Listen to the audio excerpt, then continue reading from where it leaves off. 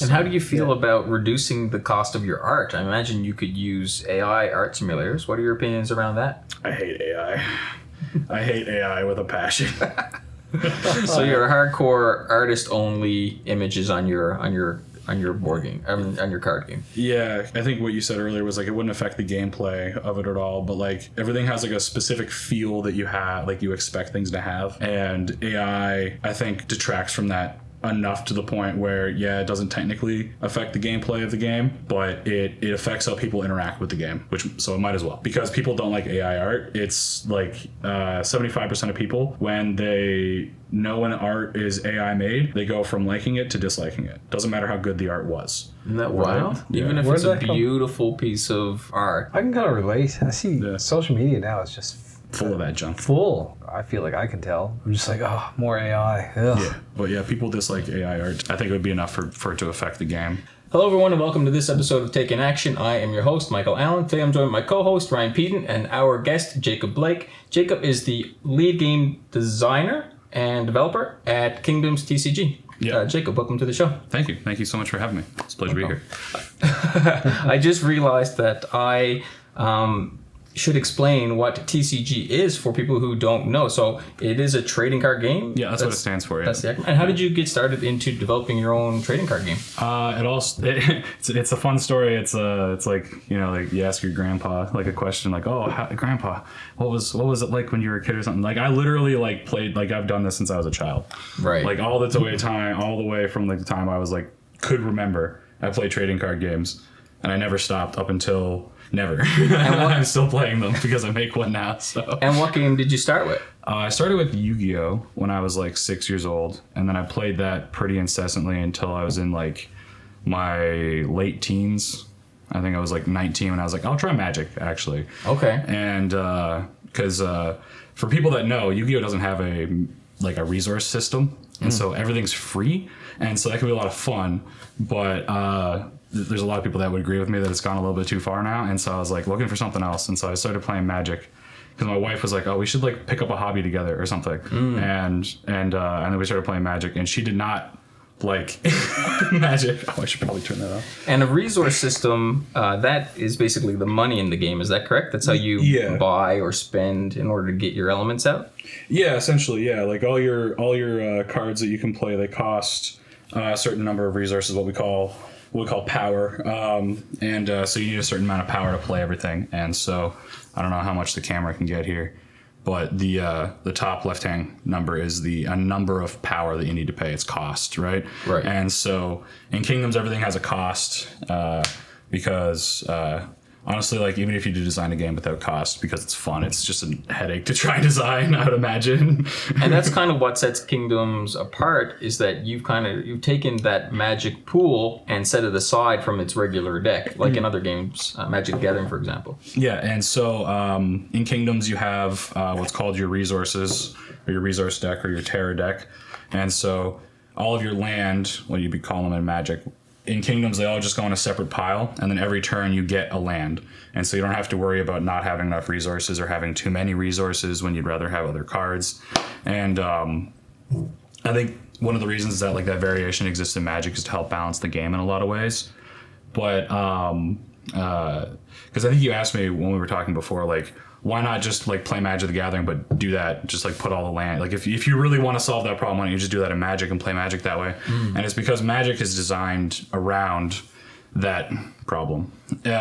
Because if there's always a variation of how much resources you can have, then there's always the chance that like an inexperienced player could beat an experienced player, right? Because you might just have a non-game, or like it's more likely you'll draw badly because you have like a bunch of resource cards you have to draw from as well in the same pile.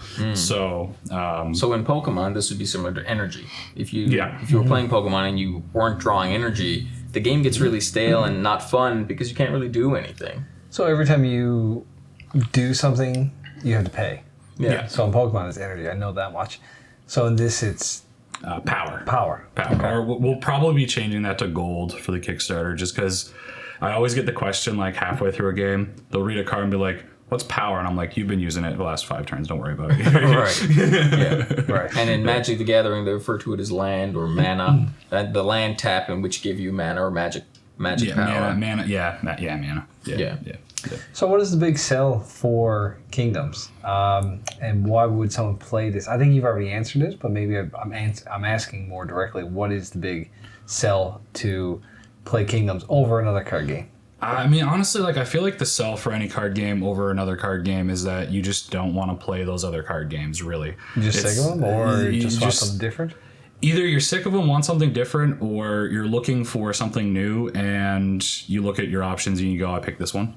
You know what I mean? Just because of whatever the flavor is to it, right? Like some people play One Piece, some people play Digimon, some people play Yu-Gi-Oh, some people play Magic the Gathering, some people play My Game, some people play Pokemon, some people play... God, I could list off nine other ones. Right. There's the Gundam TCGs coming out now, and Bandai's cannibalizing themselves actively, and it's really funny, but because they have 6 TCGs now. Wow. Okay. Wow. So yeah, you can go right down the rabbit hole. You're a lot more into the community, obviously, than we are, but we appreciate your insight. Yeah. So how did you get started in bringing your vision to life? I mean, you've got a great looking product. What was the first step for anyone who wants to do something similar? Suck at it for a while. I think that's fair to say in any business. Yeah. Once you start, you don't start knowing exactly what you're doing. I mean, I guess there are some people that would. Depends on what transferable skills you have. Right. Exactly. Yeah. But yeah, I think a lot of people put up red tape and they don't realize that, you probably shouldn't know what you're doing starting off. You're probably just not going to. You just need to start. Mm-hmm. It's actually really a really valuable suggestion or at least comment to make that you're gonna suck at it for the first time. I think a lot of people let that stop them from starting. Yep. They're so passionate about being perfect or being exactly what they envisioned that they never get started in the first place. Yeah. When I did my first TV show, I knew it wasn't going to be great because I'd never done it before. Well, I'd worked on a pilot, but I hadn't produced an entire show before. Mm-hmm. But I went ahead and I got it done, and I considered it a success. Even though I didn't make a pile of money, I didn't go into debt, which is great. Makes eye contact with camera. Right. And so I assume you're saying a lot of businesses can quickly go into debt just trying to get off the ground. Yeah. Yeah, and that's fair. Yeah. I mean, when you're doing something you're passionate about, sometimes it's worth that. Yeah. Yeah. Yeah. So tell us the next step. After you, quote unquote, suck For a while. for a while, then what? So like I built like 2 or 3 prototypes of what I had envisioned in the first place, and like I can't remember what the quote is from, but like it's iteration is the king of great design, or like the mother of great design is like iteration and like continuing to iterate. And so like I always say, like, your first idea is going to be bad, or it's not going to be like what you thought of it, or like you'll try it out on, like, it looked good in your head and you try it and you test it and it sucks. And so like you have to kind of be prepared for that. That's why I kind of mean like suck at it for a while, because you're gonna the first idea you have is never going to be all that great, or when you try it out it might not be all that great. Now I'm getting to the point now where when I think of an idea and then I go to test it and it works and it's not broken and it's a good card, and I'm like, hey, but that took like 10,000 hours of experience. Right. Well, I'm getting a bit of a zone moment where you can kind of lock in, and I can relate to that when doing photography. Sometimes when you're behind the camera, you capture a shot and it's a beautiful smile and you know instantly you got it. And I mean, same thing with basketball. Sometimes you know when a shot's going in before you even shoot it. Yeah. I was going to say, that kind of leads me to another question that I'm just thinking of off the top. How long do you think it took to get to your first milestone? And if your first milestone was a working prototype that you're willing to bring to market, how long do you think it took? You could say hours, weeks, months, years. So I have 2,600 hours logged on Tabletop Simulator on Steam right now, and that's just working on and playing the version that's on Tabletop Simulator. So I say 10,000 hours because I probably have put about 10,000 hours into the game at this point. So 10,000 hours, just to put that in perspective, the average person works about 2,000 hours a year. 50 weeks, 40 hours a week. So that's 5 years. About, yeah. I started this project in 2018. And like the first couple of prototypes, I kind of just shelved, and they were sitting on a shelf for a couple of years. So. Yeah. Okay. Yeah. So this is full time for you. Yeah. Yes Doesn't and pay no. full time. Right. Yes and no. So you have a like a 9 to 5 as well. I kind of need. I should have one. You're enjoying spending all your time on it and do, avoiding I do. getting a job. Yeah. Well, avoiding. Yeah. I guess I kind of am. My wife has a job, and then like she didn't have a job for a minute, and then we were really scared, and then I got a job, and then I got fired from that job for profanity. Yeah.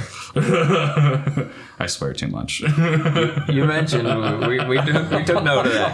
Yeah. We're keeping her under lockdown for we gotta keep her 56 clean minutes. for 56 minutes.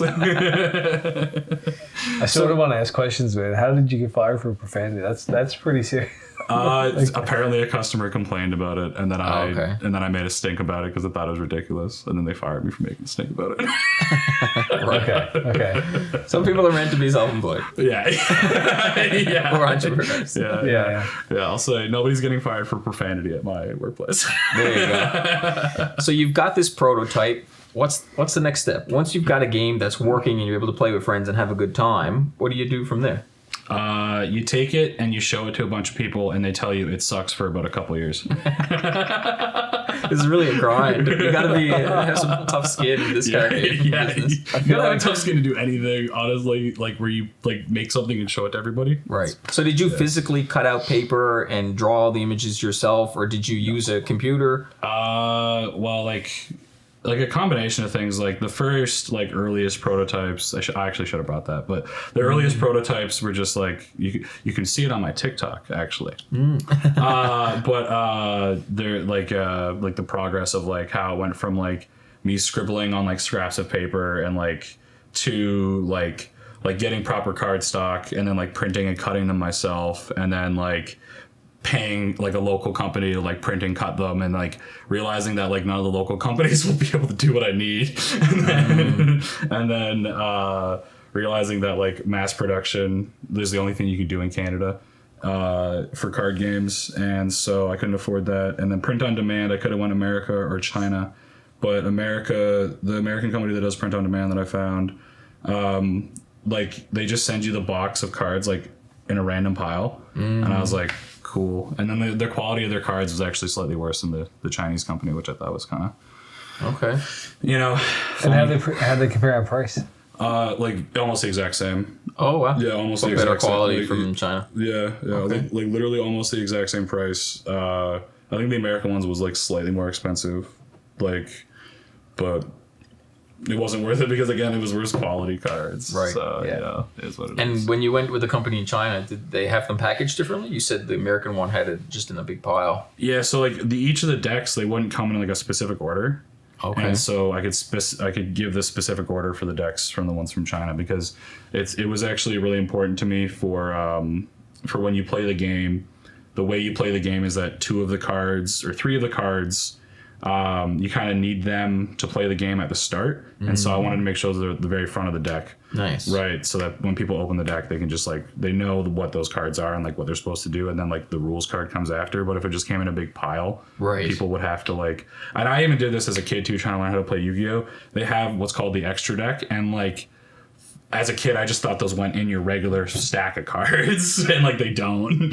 And so like that also would have been a problem with like you have the separate deck of lands too, and so Yes. it's like yeah, okay, that's not gonna work. Right. And Magic has something similar where they have this like sideboard, and you can swap cards in after you win or lose a match, depending on who you're playing against. Yeah. So yeah, and at one point in time, I thought that was supposed to be part of the original deck when I first started to learn Magic as well. So having the ability to control the card order seems really valuable. Yeah, and it was, and again, still cheaper, which is kind of funny at the end of the day. Yeah. But So that gives you a physical product that you now have. Yeah. And you can, when you got that physical product in your hands, what did you do with it? Did you play with friends, or did you go right to market and start selling them? so like at first I took like I took like the product I was testing like on Tabletop Simulator, because that's for anybody who wants to make a trading card game or a board game or anything with like tabletop related.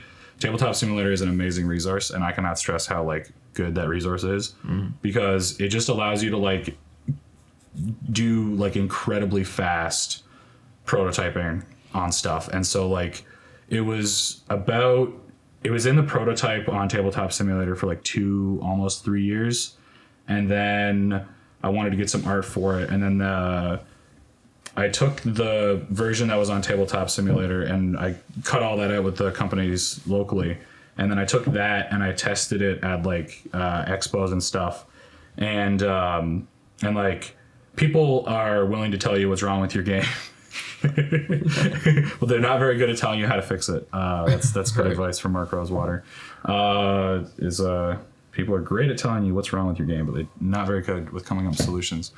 But so I took that around for a little while and tested that out for a year at like different expos and like kept testing it online. And then about a year later is when I actually like had gathered enough art and paid enough artists to be able to like print a product that could like sell to a market.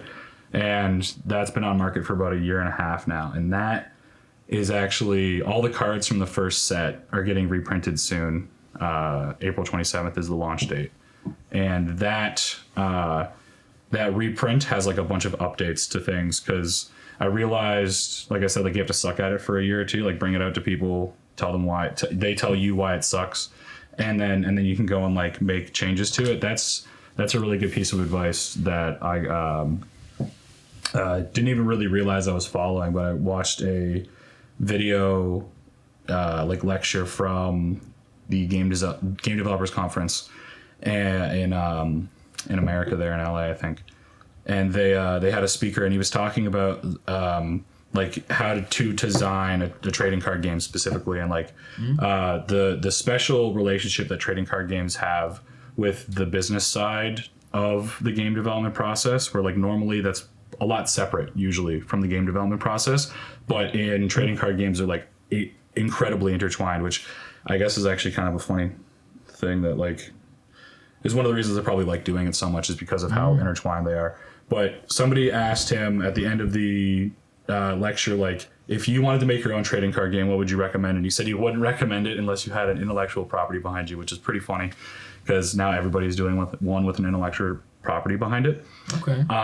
Which is actually one of the things as why I think I'll succeed over those, is because I'm not, interestingly, because I think at a point you had to, but I think now people don't just want to play Gundam or Digimon or Pokemon or like whatever this, like people actually want new intellectual properties now. They don't want to just see a reboot or a rehash of something. Right. Like when I went to go to see a movie, the last time I went to go see a movie, every single movie in theaters was a reboot or a rehash of something else or a sequel. And the only thing that wasn't was Dogman. And even that in and of itself is just a rehash of Captain Underpants by that author. You know what I mean? It's just like, oh, here, let me just do this new character that I know is going to like resonate well with kids. So Kingdoms is a completely standalone game that's different from everything else on the market currently. Yeah. It has its own lore. It has its own intellectual, like it's its own intellectual property in and of itself. And, but one of the things that somebody had, like his other answer to that question was, if you are going to do that, whatever you think you have, take it and like actually release it to a bunch of your friends and take all of the feedback you get from that for the year or two that you do that, and then re-release it. And that's how that's how he thinks you get a good game.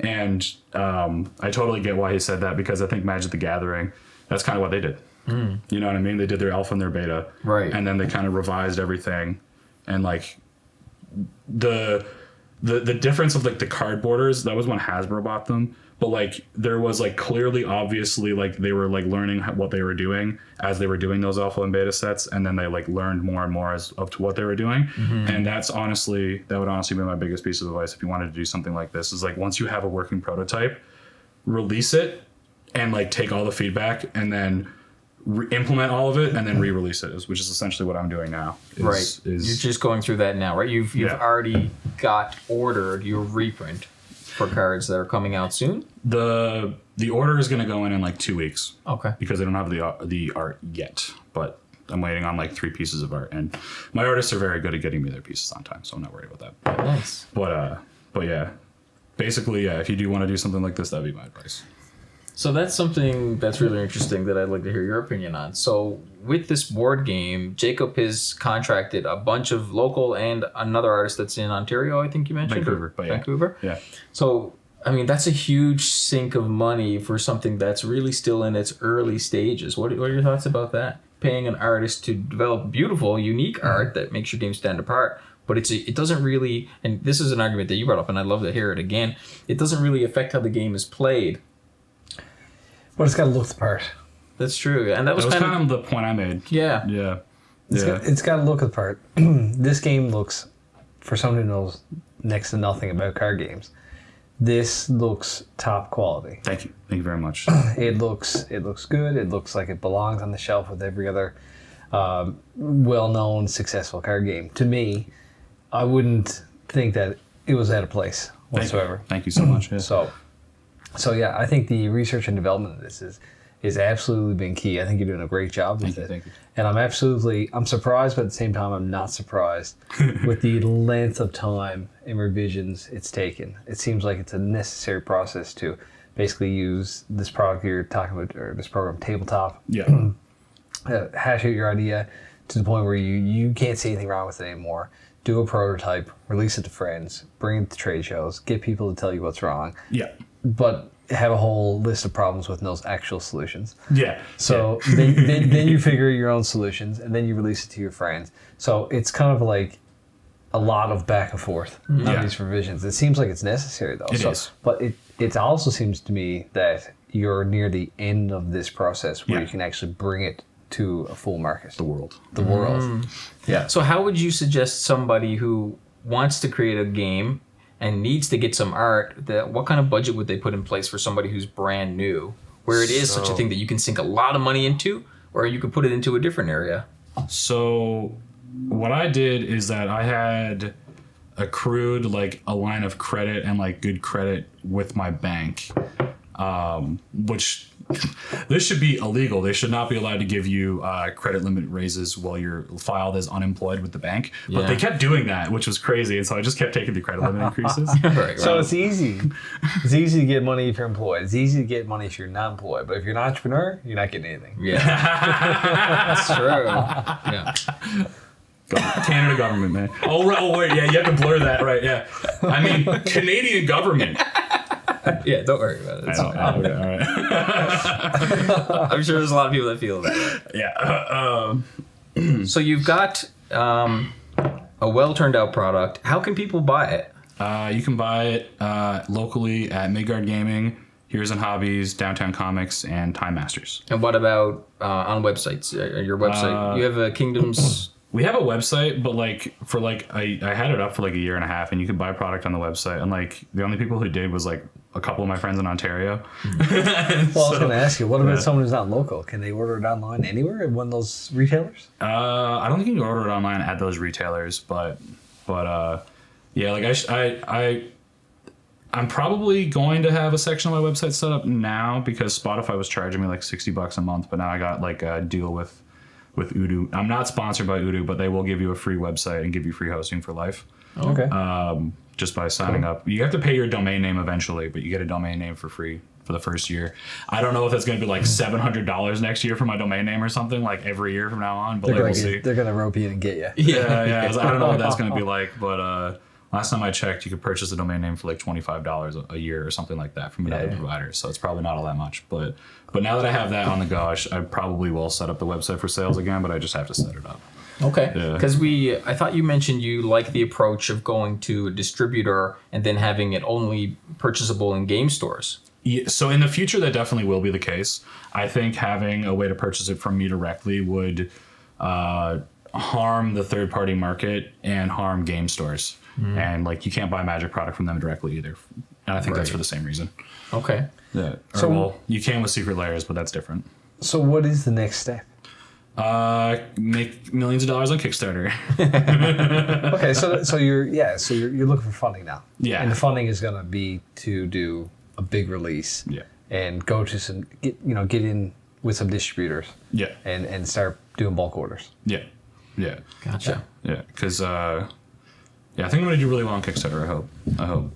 What's that? I hope I'm going to do really well on Kickstarter. The distributor thing is actually really huge because a lot of game stores don't support Kickstarters anymore because none of them ever ended up working with distributors after, is what I've found. Is so that's going to be my big draw, I think, for the game on Kickstarter is like my backer tier for game stores is actually going to involve like a distributor plan to get you guys the product again if people in your store like it. You know what I mean? Right. So. And what do you? Oh, go ahead. No, I was just going to ask, have you approached any distributors now, or are you waiting to see if you get some funding, or are you kind of like skipping that ahead and putting some feelers out there? So I put a feeler out to the biggest one in Canada. Their name's Kingston. And they actually got back to me almost immediately, and I was terrified because I honestly didn't expect them to get back to me very quickly. And they wanted like a guide on how to play and stuff, and like my guide to how to play was so bad at the time because it was most like 95% of the community that play has been taught by me personally, or like one of the members of the community. So having like a how to play video, every time I try to record one, I go and look at it to edit it, and it's out of date because the rules have changed somehow. So like there's no video on how to play, and so I was like, shit, what do I do, right? So I never got back to them, but like I think Kingston would probably work with me. I don't see why they wouldn't, especially if they were like so eager to get back to me, right? I definitely got to get back to that. I feel like you need to get back to them right away. Oh yeah, I do. Just shoot them a note and be like, hey, thanks for getting back to me. Yeah. I'm gonna do this now. Yeah. Because the website actually has a really basic how to play guide on it now. And so that's one of the things I was going to be looking at in the coming months. I've been really focused on trying to get this next set released. And I'm sure you could revise it. You could send them what you have now and then say, oh, I got a new version. Here's the new one, and just update it as you go. Yeah, like I definitely could. I just wanted to make sure that the version I sent them was actually like legible. Right. Basically. So what are you imagining this Kickstarter will look like? If I wanted to support it in some way, how could I, and what would I get for my money? So I don't know if I could give any specific numbers now, but the cost of making a deck before I get anybody on board for distributing the product, because for Kickstarter you have to pay a company, like unless I'm going to be packing orders on myself, which would be a bad idea because shipping costs in Canada and /to Canada, so I have to pay a company that'll be shipped, like get everybody's orders and like ship it out to them. That the last time I checked before the pandemic, that was a long time ago now, was like $5 or $3 per person, and then the cost per like deck was like $6. So like I'm trying to keep the cost to the consumer the same as the cost to me on decks. So I'm hoping that like the backer tier on Kickstarter to get like a starter deck for you and your friend as like one kit, I'm hoping it'll be like around 25 or $30 Canadian. Like, and hopefully I can do that with shipping in, but that might be plus shipping still in the future. I'm not sure yet. It sounds like your approach is to give the buyer the best bang for their buck. You're going to really reduce your margins in order to get the game out there and really start building a community. That business model is actually the same business model as every other trading card game, except it seems Magic the Gathering. They like to charge like $90 for their decks, but that's Magic the Gathering. They have starter really product that's really cheap, but commander decks are expensive, I should say. Okay. But yeah, so like that's the general marketing strategy for any trading card game, is that you put the cost to get into the game as low as possible. But I want to try and keep the cost to buy expansions as low as possible as well. Like I'm very much like whatever your cost for labor and cost to print and everything, whatever the cost to me is, I just want to charge plus 50%. I don't want to like gouge people on anything. You know what I mean? Right. And for anybody watching, by the way, in retail, 50% markup. So whatever it costs, you double it in retail. Yeah. That's pretty standard. Yeah, it's extremely basic. Like, it's accepted everywhere. Oh, no, I know. But like when like for like a retailer to like when they get the product from distributor, then to charge, like to upcharge it. But like I mean more like it costs me, it looks like it's going to cost about like $50 a box to print. And like a magic boxes are getting up there. And like I know the retailers are going to charge another 50% or whatever for whatever I give it to them for. So it's just a matter of like trying to, like I want to make sure that like local game stores are actually going to be able to make money on it if they do take it into their store. And then I also want to make sure that I keep the cost as low as possible for consumers. But I just know like from my cost for doing a minimum order, like people are getting gouged for boxes, man. Like they are. So right now you're available at Midgard Gaming, so I could walk in today and pick up a deck box. Yeah. So the prices right now are kind of not as competitive. Like they're kind of a little bit expensive right now, just because like we're not doing mass production yet. But the starter decks right now cost $24.99 just for one starter deck, and then The booster packs are $7.99, Okay. and that'll get you like some cards. That sounds to pretty upgrade. Reasonable. It's like reasonable. competitive, but it's not Yeah. like super competitive. So. Right. Who would you consider being your number one competitor? Um, And a two-part question, actually. Yeah. And how much are they selling for? So like my number one competitor is probably Magic the Gathering, and then there's another one that's like so far ahead of Magic the Gathering I don't even really consider them, but it's Pokemon. But that's just because I'm pretty sure Magic the Gathering, that's their main competitor too. Like I'm pretty sure Pokemon rakes in more money than Magic. I could be wrong about that. I know as a franchise they do, but I don't know necessarily about the cards. But Pokemon is a lot larger of a collector's aspect to it, and so they tend to charge. So like I saw a Magic pack at Walmart the other day for $11.99, and I nearly punched the glass. I was so mad. I was like, that is ridiculous. They're not supposed to cost that much. Usually a Magic pack's like $10. But Right. You mean a booster pack? yeah, like a booster pack. Right, Yeah, okay. Yeah. And so like I try to stay as like close as I can to like whatever the going rate is for selling the product. So you're at Midgard. Are you available anywhere else? Yeah, Downtown Comics, Time Masters, and then Heroes and Hobbies. Okay. Yeah. So you've got some pretty good distribution locally. Locally, yeah. Absolutely. Yeah. Yeah. Now he wants to go global. So he said, or to the world. To the world, yeah. To the world, yeah. To the world. Let me ask you this. To the Unless- English-speaking do you- world. Do you want to get in here about anything? I want to No, change have gears it. a little bit. So, have you always considered yourself to be an entrepreneur, or is this something that's like a one-off you never thought you were going to do? And you're just doing it purely out of passion for this game. I've always been an entrepreneur, I think. Like, even when I was a kid, I was like my dad would like, my dad's an entrepreneur too. Like, he's always like, worked for himself. And so like, he's like painted houses his whole life, or like here and there, he'll work for other people, like when he needs to, and he can't find like individual, like contract work. But like, he's usually just doing contract work, like painting, housing, whatever, handyman stuff. Right. And, so I kind of I grew up watching him do that. And then, he was doing like lawn care. And so when I was like 12, 13, I was like doing lawn care for him, making money that way. And I kind of just like learned that from him, I guess, honestly. And so I've kind of always been an entrepreneur. Like that's how I bought my first Xbox. And then I guess I've always been a salesman too, because I bought my first Xbox for $50 from my friend. Nice. And then I stopped working as much, which is funny. After I got my Xbox, I wonder why. I wonder why my dad was hesitant to give me the $50. So what other ventures have you done as an entrepreneur? I've sold a lot of stuff as a salesperson. Like I've sold Rogers about door to door. I've sold Bell in their corporate stores. I've sold Internet for Virgin on the phone. I've sold furniture for the brick. I've sold suits for Tip Top Tailors. Am I allowed to say that? Yeah, no, I'm allowed to say that. I had to sign a thing when I got fired. Oh, really? Yeah. From working at Tip Top? Yeah. I thought it was unfair, so I told them I'd tell the internet it was unfair, and they believed me. And they were like, "You can't go around telling anybody what happened, all right?" Yeah.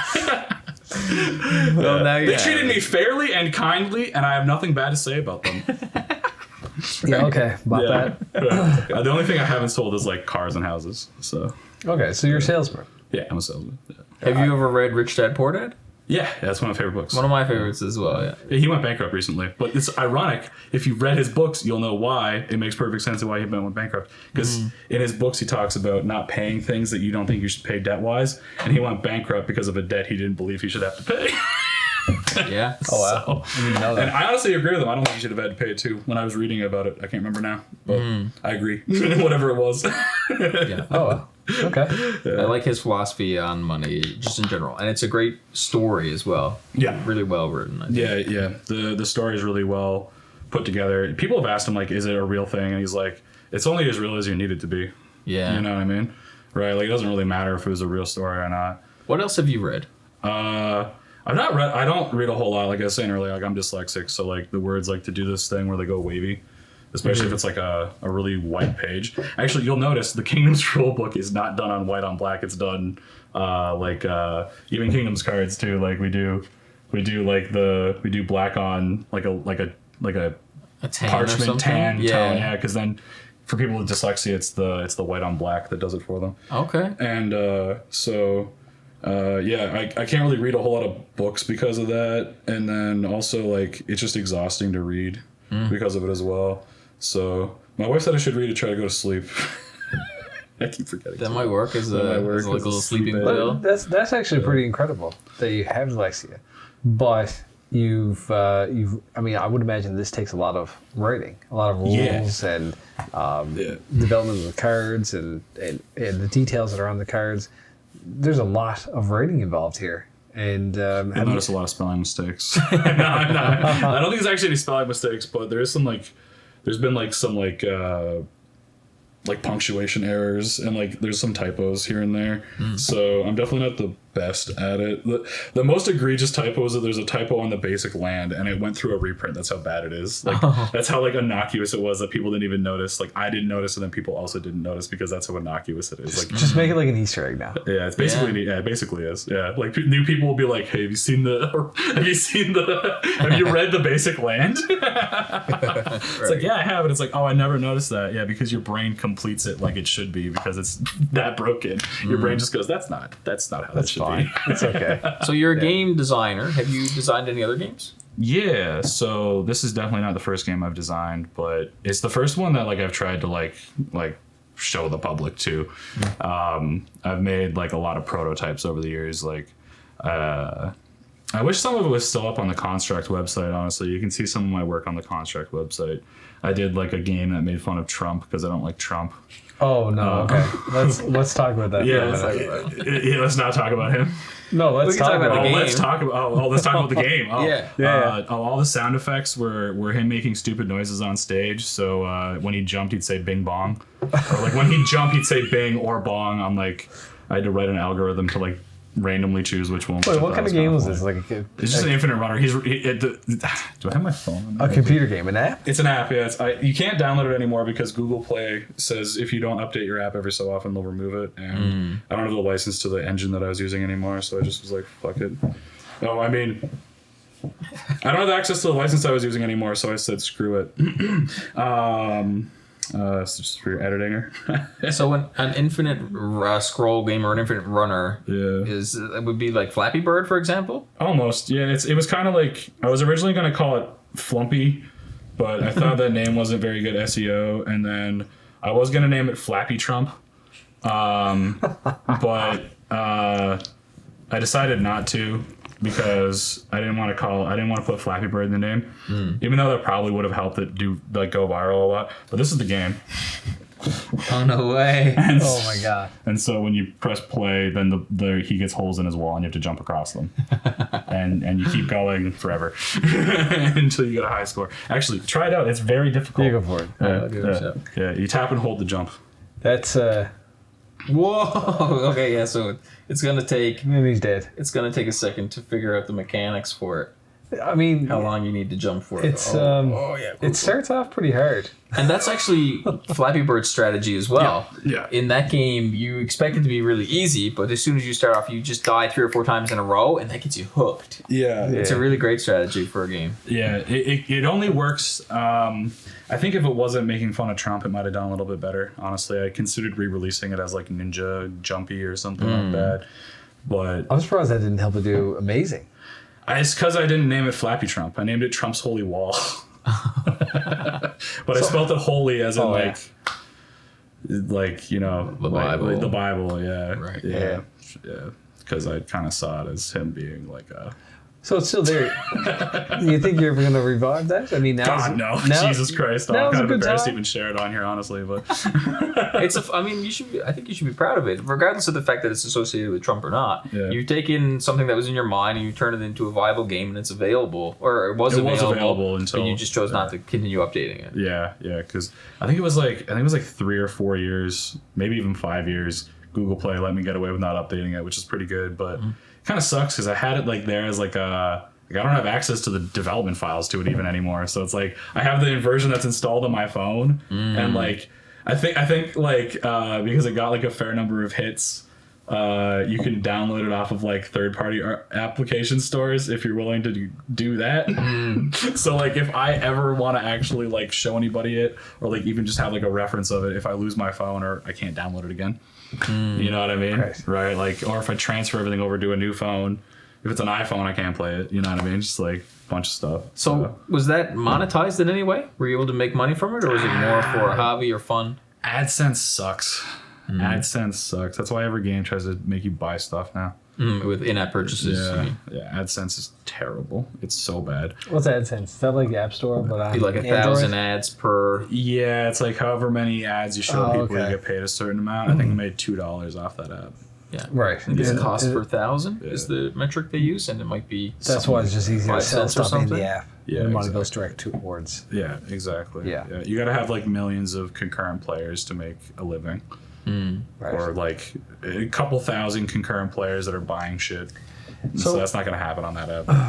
How many units of Kingdom do you think you need to sell to hit those kind of hit a break even? Have you crunched the numbers? So yeah, I've crunched the numbers. The printing costs and the costs of art is about 20,000 total.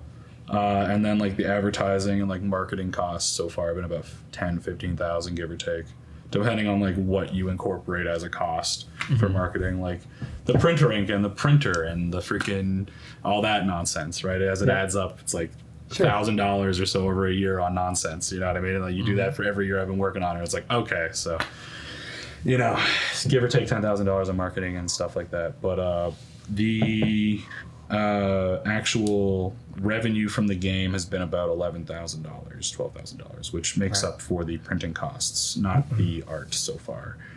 But if I sold all of the decks and packs I had now, it'd probably break even on the cost for printing and art.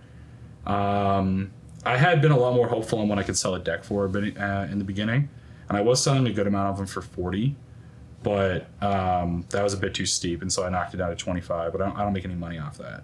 Right. So I guess then what's the target goal? How many units do you want to sell a year? Like starting it first year of distribution. How many units would you like to sell? Like after I do Kickstarter? Yeah. 100, 1,000, 10,000. Man, I mean, like we did 100 in our first like 60 days. We sold 100 decks in the first 60 days here. 100's nothing. Whatever. 100's nothing. Yeah. That's gone. 100's, yeah, That milestone's hit. That milestone was hit like 2 years ago almost. Yeah.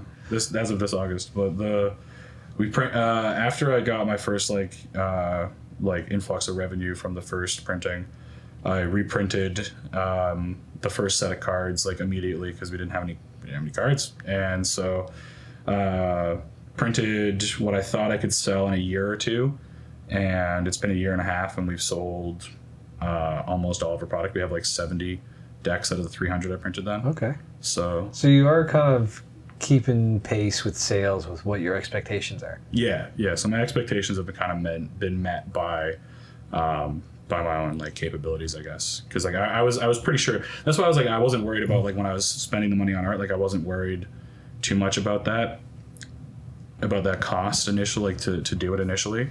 It was pretty nerve-wracking, but I mean like that's kind of like what you got to do as an entrepreneur is you got to have like the courage to take the risks that you need to take. Or you're never gonna get anywhere. And how do you feel about reducing the cost of your art? I imagine you could use AI art simulators. What are your opinions around that? I hate AI. I hate AI with a passion. So you're a hardcore artist-only images on your board game, on your card game. Yeah, because like I think what you said earlier was like it wouldn't affect the gameplay of it at all, but like there's something that Mark Rosewater talks about as well, is like everything has like a specific feel that you have, like you expect things to have, and AI I think detracts from that enough to the point where it doesn't technically affect the gameplay of the game, but it affects how people interact with the game, so it might as well. Right? Because people don't like AI art. It's like 75% of people, when they know an art is AI made, they go from liking it to disliking it. Doesn't matter how good the art was. Isn't that wild? Wow. Even if it's a beautiful piece of art, if they found out it was made by AI, they dislike it. I can kind of relate. I see social media now is just full of that junk. Full of AI generated art, and I feel like I can tell Yeah. most of it, and I'm just like, oh, more AI. Ugh. Yeah, exactly. Where did you get that statistic from? I read it in some freaking article passing by. I'm sure if you Googled it, you could get like the exact numbers on it. But yeah, people dislike AI art to the point where it's enough for people to. I think it would be enough for it to affect the game. And do you think it's that they aesthetically dislike the art itself, or do you think it's the fact that it was not made by a human and probably undercutting artists' jobs? I think it's like if AI was made in such a way where, like everybody had given the proper rights and permissions and like people understood how the AI made the art, and it wasn't just like it just a computer made it so it's bad. Like the way that the AI is actually coded to make the art is actually almost the exact same way that humans take creative inspiration for the things that they make, right? And so because like the AI just kind of starts with like a blurry image of like white noise essentially, and then it kind of just fills in pixels where it thinks things should go, and the way it can think about things is that it has a bunch of reference data, right? And so it's able to then, it kind of like pieces together the art as it goes. Like it doesn't know that what an orange looks like. It just knows that as they put more and more pixels here, as they like paste the paint on top of each other, it's going to look more like an orange as they do it, right? And that's kind of like the same way that a painter paints, you know what I mean? Like the way that it figures out what an orange looks like is by looking at a bunch of other stuff. That's how artists make things, right? Remember when it couldn't do fingers for the longest while? Oh, it still can't. It knew humans had fingers, but it didn't know what they were used for, so you get all sorts of long ones and twisted Well, I ones. mean, like, look at this. You can't draw that. Like, people, also, artists can't draw hands. Right. So it's being trained off of bad data, too. But, and so, like, I think if the stigma behind it wasn't so great and it was actually made ethically, I think people wouldn't mind so much. Like if I personally went to all my artists, because I technically own the copyright on all the art, if I trained an AI on like what Kingdoms art look like, and I was like, hey yo, give me Ashen for like the third time, you know what I mean? Because we want to do another version of Ashen, and it spit out a version of Ashen that looked pretty cool. I think people would almost be okay with that, but there's such a deep stigma against AI now that even if I were to do it ethically, I think people would actually still have a problem with it. Do you think that once it's developed, after the Kickstarter, you release your final version? I know you've got, I'll call them booster packs. Or, yeah, that's what they're called, yeah. Okay. Yeah. So it's the booster packs. Is that where you're going to keep incurring expenses from your artist that you're paying to? Is development of new cards? Yeah, it's just the development of new cards, because like the set that I'm printing now, there's only 18 brand new cards, but the rest of every card in the set, so the other 72 cards in the set, are reprints. They've already been printed before, but I am putting extra abilities on some of those cards, so it's like they're new to the new players, right? Or like to the players that are getting those cards and like playing with them. So they, I actually don't plan on doing that ever again. I'm just doing it for now because I'm just giving the current community what they're going to get on the Kickstarter. So it's just kind of like a early update for everybody before the Kickstarter happens, because I'm going to be making those changes for the Kickstarter anyway. But after the Kickstarter launches, I don't plan on doing that ever again. So like, if I were to like make like say like 60 new cards and I wanted to print like a whole set where like 40 of them are reprints, right? Just because like, if someone wants to like open packs and build a deck and play with their friend that way, there has to be like certain cards in the set in order to do that. It's called draft and the limited environment. And so like I could get away with like doing slightly smaller sets in the future and like reprinting a certain number of cards, so that way like the set, that's what's called, is the set. The set is like has like a good limited environment, a good draft environment. But even then, like the incursion of fees for the art is honestly like, that's pretty much like secondary to like the development of the game. Like I like paying my artists to do the art, you know what I mean? Right. And like in the future, like I'd like to pay them more. Right. You know? Yeah. The goal right now is that the Kickstarter is successful enough that like I could like hire like 10 of my closest friends and we could all just work on the game full time. You know what I mean? Like, and four or five of them would be artists. You know what I mean? Nice. And like we can just kind of do the thing and like get paid a living wage. Yeah, that's the dream. So, my questions couldn't be more obvious that I don't know anything about this. But I'm curious, with these booster packs and new cards that you have to constantly introduce into the game and do new revisions, do you feel that you're going to run out of ideas? Nah. I don't think I'm You gonna. just come up with them all the time. Yeah, it's easy. He's a creative. Yeah. That's his thing. Yeah, maybe, that's probably just my own self-reflection on them. Like, You just oh my hire God. writers, man. You just hire some writers when you don't have any ideas. So do you see the game evolving then and becoming something completely different in a few years with the introduction of new, or it's always going to have the base, but do you see it? It's always going to be like relatively the same as it is now. I do have a couple ideas for like additional like ways of like modifying the game with cards, but it would never get to the point where like this version of the game becomes unplayable, right? It would always be you could just play with like the cards that are released now. You should always just be able to play with them in the future without anything extra is the plan. Right. Okay, Yeah. cool. Yeah. And you've got 3 decks available right now. Yeah. And you plan on doing any more? As far as starter product goes, no, but the new set that's coming out has a new color in it, which you can't purchase a starter product for. So if you were to get into the game and you wanted to play the new color, you would have to buy booster packs in order to do that. But there is still a starting point for you to get into the game, and then those new cards are still in the same pack that you'd be buying anyway if you wanted more cards for your starter deck. So it's kind of like you don't really lose anything by not having the starter product. But I have been asked, "Oh, you're going to do a green starter deck?" And I'm like, I can't afford to. So how many, if you were to look at Pokemon, they have X amount of Pokemon available. How many different or unique cards do you have available right now? The number of unique cards in the game is 90 currently. Okay. Yeah. And that's divided between 3 decks. No, so the decks only contain about 60 of them. Okay. Yeah. And then some would be found in boosters as well. Yeah, some of them Gotcha. be found in the boosters. See, that sounds impressive to me. 90 cards. I mean, I know when you compare it to Pokemon, I've got some knowledge there. Started with 60, so Yeah. Yeah, yeah. I think that's impressive. To have 90 unique cards. Yeah. I mean, that's, Well, that's a 91 lot. including the land. Yeah. 90 plus. I can say 90 plus. So, what else do we want to talk about with this? I mean, it's really interesting. You're the second game designer we've had on the show. There's a bit of overlap in what you guys have actually said.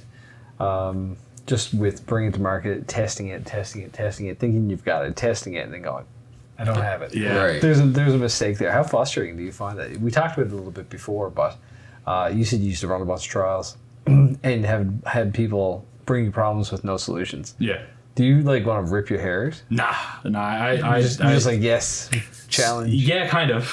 Yeah. Sometimes it depends. It depends on what the the crux of the issue is, right? Like, I remember like there was one issue where I was like, we have to make this change, and the other developer was like yelling at me, and I was like, dude, but like I get everything you're yelling at me about, but like that doesn't solve this problem that we have to solve. And he's like, I hate it, and I was like, I hate it too. And Yeah.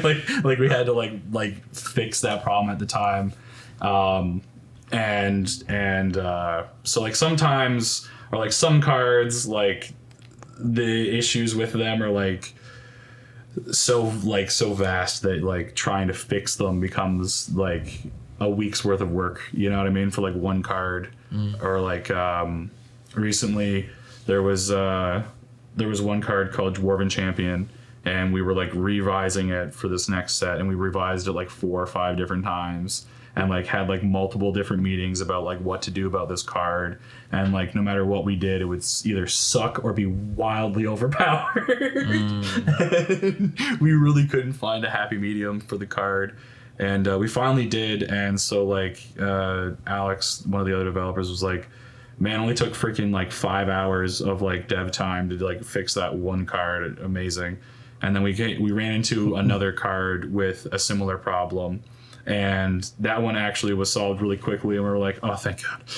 Wait a minute. So you're saying other developers? Do you have any partners with this, or are these all people that you employees or subcontractors that you pay for their time, or are the actual owners? So when I because technically right now under the law I'm a sole proprietor, so technically nobody owns anything in the game but me. But when I do incorporate, I will be giving percentages of the company to the other people on the development team. Right now, though, it's a kind of a scary thing to incorporate because a bunch of it's on my personal credit, and a bunch of my business finances and my business account go to paying my personal credit. So if I were to try to incorporate right now, that brings the issue where the government would be like, yeah, but it's too tied into your personal finances, so you're actually not an incorporation. Actually, and I, the actually guy, would get actually by the government, and so yeah, it's hard. Any company I've ever really started, not all, I guess, but I've always incorporated right from the get-go. Yeah. Kept them separate because once you intertwine the money and you're using a bank account for your personal, you're buying groceries out of it, and you're buying business supplies out of it, it gets hard to untangle. I have it like mostly separate even within my own personal accounts because it's all like on my line of credit and or credit card. But like the stuff that's on my credit card, that gets a bit dicey with the rest of my finances for sure. Right. But the incorporate, even if I were to have incorporated, I think at the time the government probably would have said the same thing because I would have just like put in a giant influx of cash into my account and like, where did that come from? I'd be like, oh, my credit card. And they'd be like, you're not actually an incorporation. So I was like, all right, like probably can't do that. I'm glad I didn't do that actually at the time because I still would have been using my personal credit to do it. So I probably would have just got frigged up in tax season with it. But yeah, when I do incorporate, all the other developers on the team are going to get a percentage, and there's 4 other developers on the team. Okay. Jacob, we have a recurring segment on the show where we ask our guests to provide an actionable takeaway. So something that you do in your life you think somebody else could learn or benefit from. Does anything come to mind? Oh, I had a joke for this segment, but because it's been in the first 56 minutes, I definitely can't say it. We can come back to it. Okay. We'll come back to it. You only got 30 seconds. Only got 30 seconds? Okay, all right. Smoke weed every day. No, don't do that. That's terrible advice for like a lot of people, honestly. Self-medication for myself. But the actionable takeaway I would have is actually is consistency is key. They say like you're not going to be motivated all the time, and so you have to be disciplined. And I honestly, my wife and all my friends around me would laugh if I say I had discipline because I don't, but I do have consistency in the sense that I consistently work on my game. Like it's just constantly kind of like floating in the back of my mind. I'm constantly going back to work on it. I can't, like whenever I have like free time, I go and like pick at it. I do work on it constantly. And so even if like I'm not super consistent in like my social media posts or like what I'm doing with the game isn't super consistent, I'm still consistently working on the game. And so like just if there's anything that you actually want to do, whatever small steps you can take to get there, just take those small steps every single day. And eventually you'll look back at a project folder from like 2 or 3 years ago and see how shitty it was. Right? Like I said, like suck at it for a while, right? You see how bad it was and like how far you've come. And it'll be because of the fact that you just kept doing it consistently. And consistency is also something that I struggle with in my life in a lot of aspects. But I just have like a little bug for Kingdoms to just like, it's always something like I'm thinking about. But if you actually wanted to try and build something, you have to be able to do it consistently. And what do you do every day that ensures you're consistent with Kingdoms? Do you go to a certain area or house, and do you have a workspace, or do you get out for a walk before you want to get into the right mindset? No.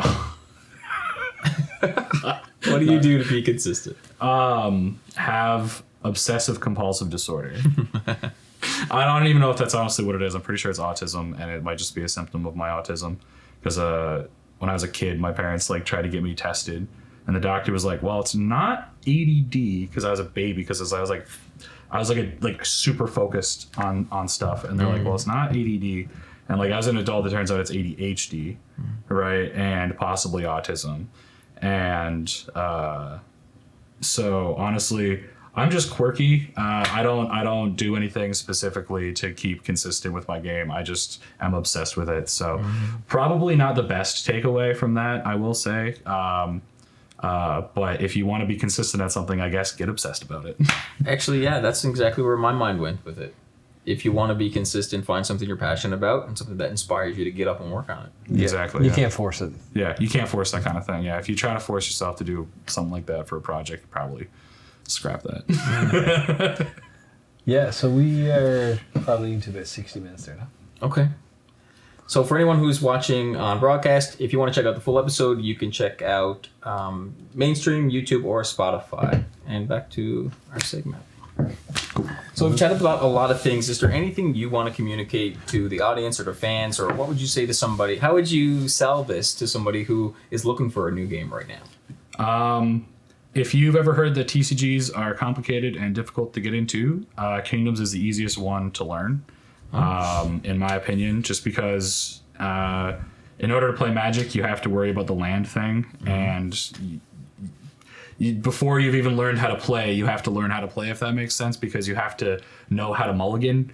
And you don't learn how to mulligan effectively until you've learned how to play. You know what I mean?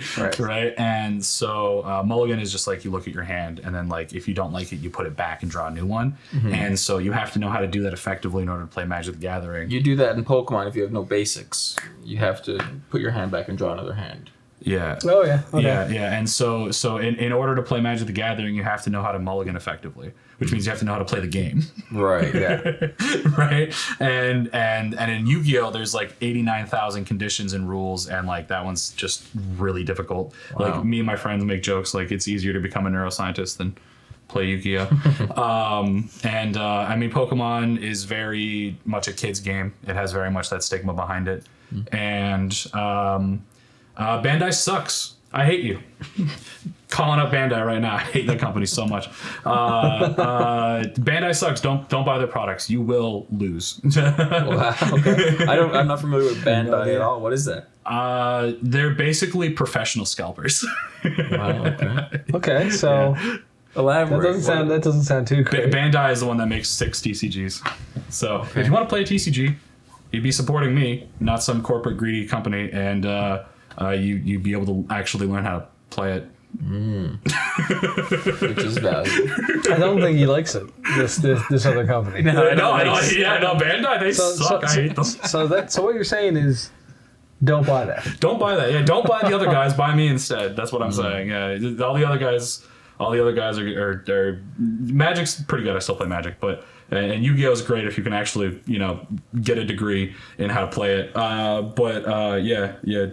Bandai sucks. Don't support them. Support me instead.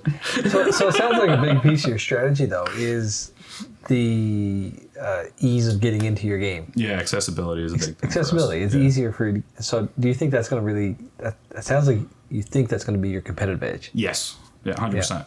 100%. Yeah, because Magic has the stigma behind it that it's very complicated to learn, right? And there's literally 300 keywords or 300 unique mechanics in the game.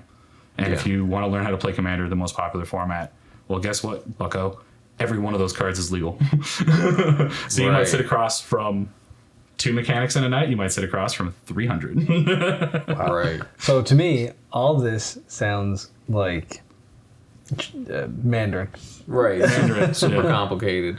And I've played Magic the Gathering, and the game does get super specific. Whereas if you have 2 cards that come up against each other in a game, it could get down to something called the stack, where you're figuring out exactly what happens first in a specific order, so that you can then find out how that stack resolves and what actually happens. It gets really complicated. It's a lot of fun. Yeah. But you have to know how to play, or at least you have to know somebody that knows how to play. Yeah. This sounds a lot more user friendly. I try to make the wording as like in layman's terms as possible. I noticed something with like Magic the Gathering and a lot of card games in general is that in order to try and make sure that things work in this very specific way that they need to, they use a lot of like things in a negative tense to make sure that you're not fucking things up, right? And so I've noticed like Magic, you'll know this from Magic, discard a non-land, non-sorcery permanent. Right. You know what I mean? Like that's a sentence that makes sense in Magic players' brains, but all that means is just discard a card that isn't one of these 2 things. Right. Right? But it's spelled out in such a way that it's like lawyer speak to make sure that you can't mess it up, when they could just say discard a card it can't be X or X. Right. You know what I mean? But instead they say non-land, non-X, whatever, permanent. Right. Right. And then you also have to know all these terminologies too to make the card make sense. But like, I want to quit and I haven't even started learning how to play this. Well, Kingdoms isn't like that, but Magic is more Yeah, complicated. that's what I mean. I know you're talking. Yeah. I know you're not talking about this, but Yeah. Right. If it can get fairly complicated, so it is a trading card game. But the complexity of it comes down less to how to read a card. let me ask you this: do you think that Kingdoms is going to be, how do I say it, the gateway drug to playing these types of card games? It already has been for a lot of my players. Oh, yeah? Yeah. Okay. Yeah. Like there's players that play Kingdoms. They've never played a trading card game before. And now they Nice. also play Magic and they also play whatever other games too. Okay. Yeah.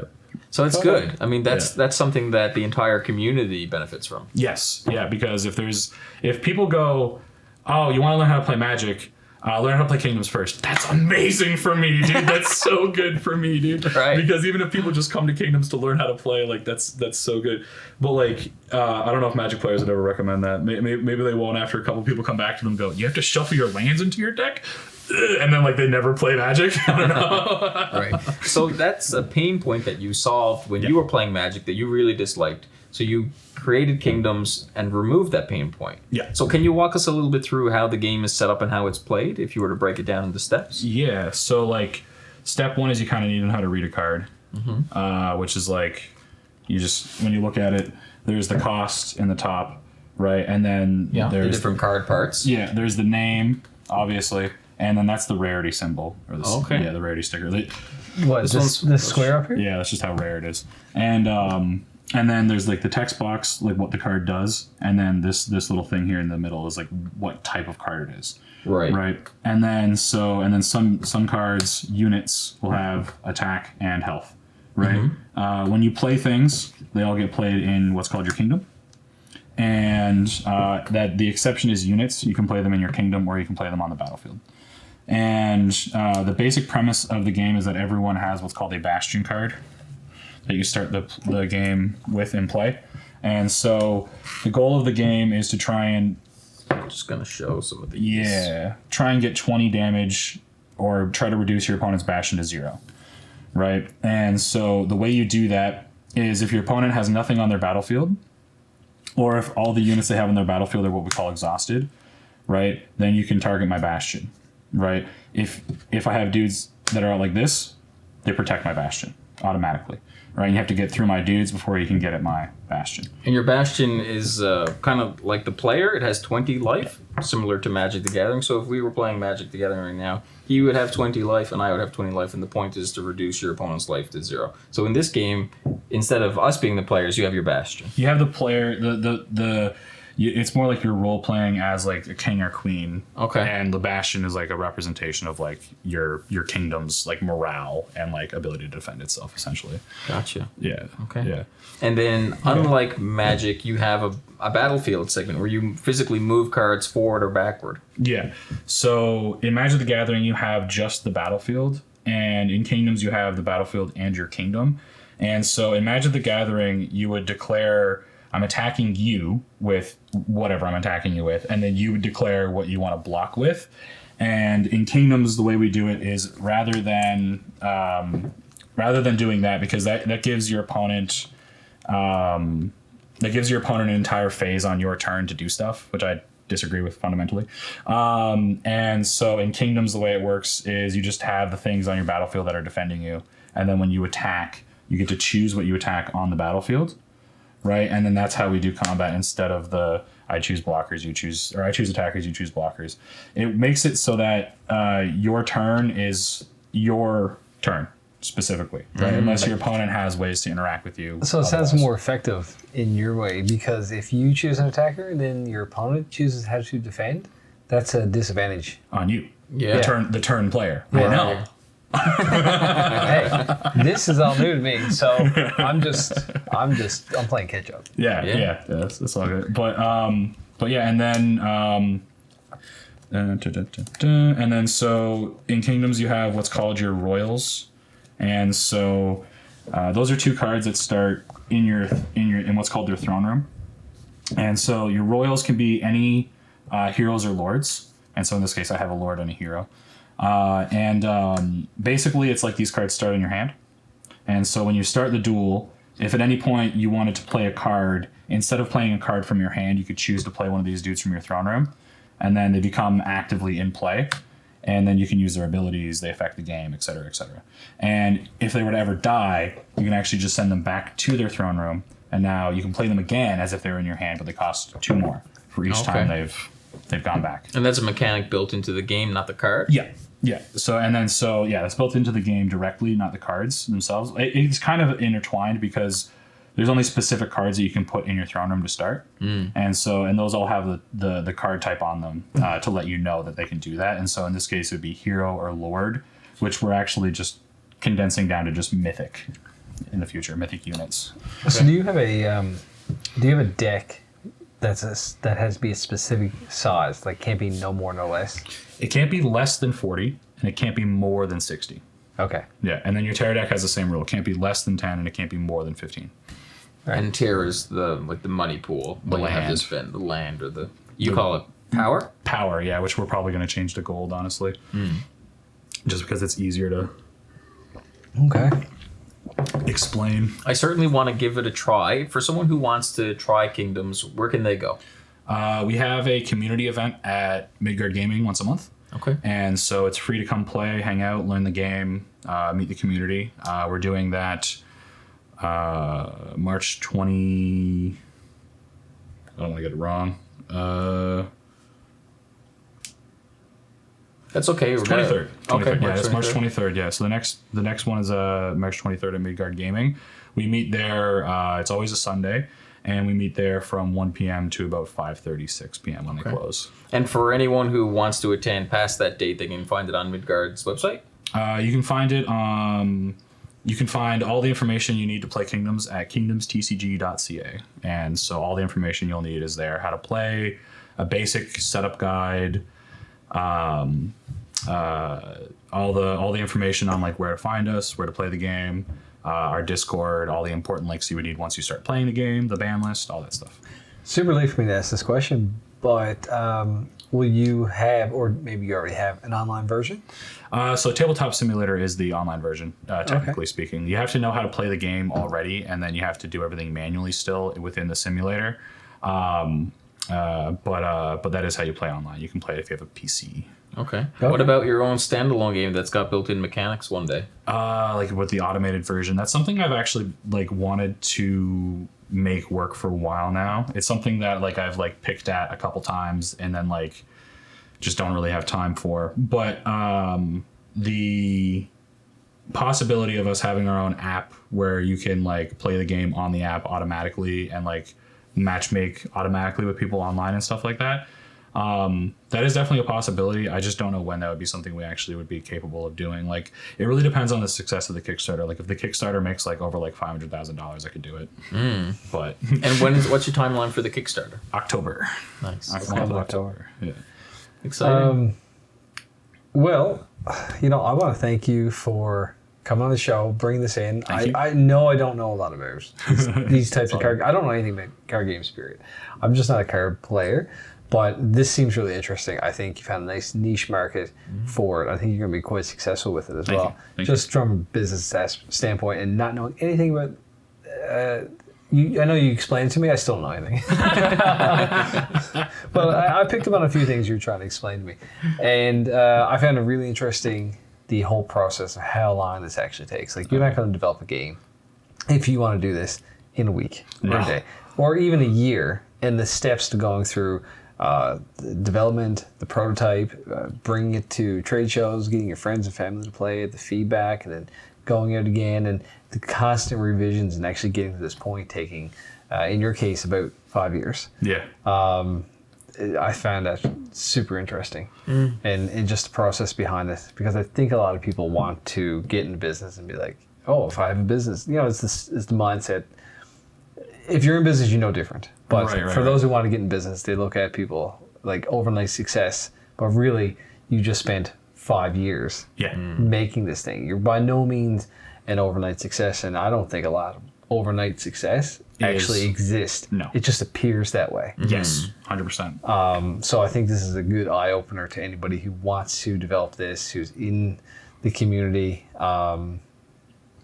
It's a realistic timeline expectations. Yeah. Thank you for sharing that. Yeah, no worries, man. Yeah, of course. Because like a lot of people, I do think like we actually had a developer early on in the team that I think it just wasn't happening fast enough for him, and he kind of like was really hard to get working on stuff, and eventually that deteriorated our relationship. Me trying to get him to work on something he doesn't want to work on anymore. You know what I mean? Yeah. And that deteriorated our relationship to the point where we kind of just stopped talking to each other, like even as friends. And even though we kind of started as friends, which kind of sucks. And there's definitely a lot of like passion and like emotions that can go into a project like this. Like as you find people that are willing to help you on it, you gotta really be certain that like you don't push them too hard, because like it's all volunteer work, and that we've been doing so far as like the development side of it goes. And so I think I pushed them too hard, and that's something I've learned for like the development team since then. But yeah, like it doesn't happen fast enough for some people in general, and so it wasn't happening fast enough for him. And I don't blame him. Like we've delayed the Kickstarter several times now, so I kind of get why he was frustrated with the timeline of stuff. But like it was just because like every time we thought we were ready, it was just like we're not actually ready. Right. You know what I mean? And now that we are actually ready, it like I can definitely see why he was frustrated with the timeline of things and like the progress and like how it was going so slowly. But like that's just kind of what you have to. I might be very much like slow and steady wins the race, honestly, type of person. Like you probably get done what I did faster, but like the process of everything does take a really long time if you want it to actually come out good, for sure. Yeah, but that also speaks to the difficulty of partnerships. Yeah, I mean, this is something that's well known. And if you're looking at going to business with somebody, and you speak to anybody who is in business, they'll tell you how difficult partnerships are. Yeah. And so it's not actually surprising. It is too bad that friendships are often lost. Yeah. Over this kind of stuff. Yeah, it does suck. But it's better, I think, to find out early on. Yeah, I'm if kinda it's going to thankful work or for it. not. Yeah. You know. I'm kind of thankful for it, honestly, because it taught me how to manage the team going forward, especially because we're like all volunteers still. But like more specifically, like it taught me management skills, because after reflecting on it, I was like, I just shouldn't have pushed them that hard. You know what I mean? I shouldn't have just been like, all right, we have to work on this. We're going to do work now. You know what I mean? Like I shouldn't have done that. So I just kind of. I think there's a balance there. I think if you're going to take the lead in managing a team and being just a leader in a situation, you have to lead. You have to guide people. You have to say, okay, this is what needs to happen next. This is what it is. You have to set criteria. You have to set deadlines. You have to set time. You have to do these types of things. Yeah. I get Jacob's point. I mean, if he's a volunteer, there's only so hard you could push him. But if he was on the payroll, I mean, it gets a little bit more different. He's got responsibilities and duties then. Yeah. Yeah, sure, it does change things, but I mean, it still taught me that management skill though, of like how hard you can kind of push someone. Like I think I pushed the limits, right? You know what I mean? So I think that just kind of taught me like what that looks like. Yeah. And it'll be different for everyone. It'd be different for everyone. Exactly. Yeah. Absolutely. Yeah. Jacob, thank you so much for coming on the show. No worries, man. Thank you for having me.